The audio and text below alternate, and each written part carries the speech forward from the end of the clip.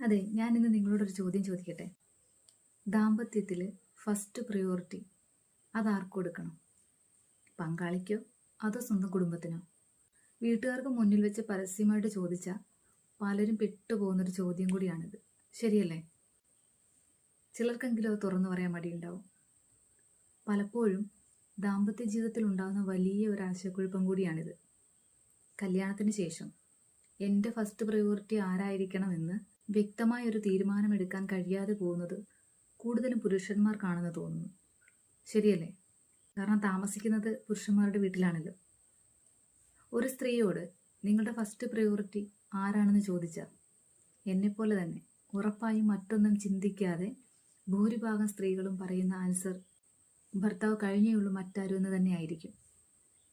ഭാര്യയോ ഭർത്താവോ, അതോ നമ്മളെ വളർത്തി വലുതാക്കിയ അച്ഛനമ്മമാരും ഒപ്പം വളർന്ന സഹോദരങ്ങളോ? ഈ ചോദ്യത്തിന് കൃത്യമായൊരു മറുപടി കണ്ടെത്താൻ കഴിയാത്തത് കൊണ്ട് മാത്രം തകർന്നു പോകുന്ന എത്രയോ ബന്ധങ്ങളുണ്ട്. മുൻഗണന കൊടുക്കുക എന്നതിന് ഒരിക്കലും ഒരാൾ മറ്റൊരാളുടെ അടിമയാകുന്നു എന്നൊരർത്ഥമേ ഇല്ല. പകരം നമ്മുടെ ജീവിതത്തിൽ അയാൾക്ക് മറ്റാരേക്കാളും സ്ഥാനമുണ്ട് എന്നൊരർത്ഥമാണ് അതിനുള്ളത്. ചിലർ പറയും പെറ്റമ്മയും കുടുംബത്തെയും തള്ളിപ്പറയാനൊന്നും എനിക്ക് പറ്റില്ല.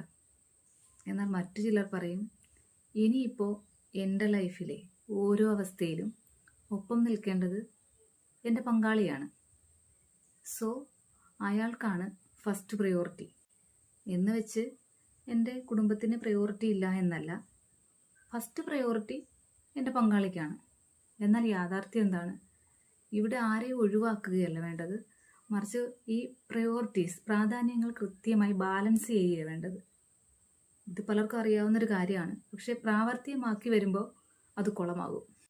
അതാണ് സംഭവിക്കുന്നത്.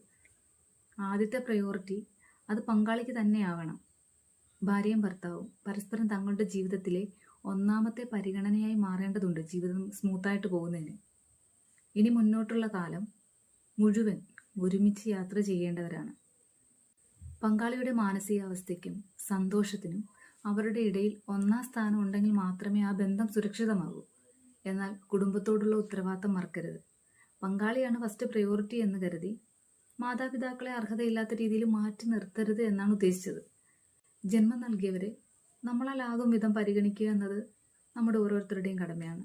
പിന്നെ വേണ്ടത് ഒരു പേഴ്സണൽ സ്പേസ് ആണ്.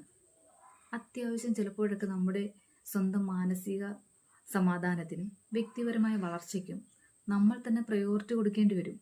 സ്വയം സ്നേഹിക്കാൻ അറിയുന്നവർക്കേ മറ്റുള്ളവരെയും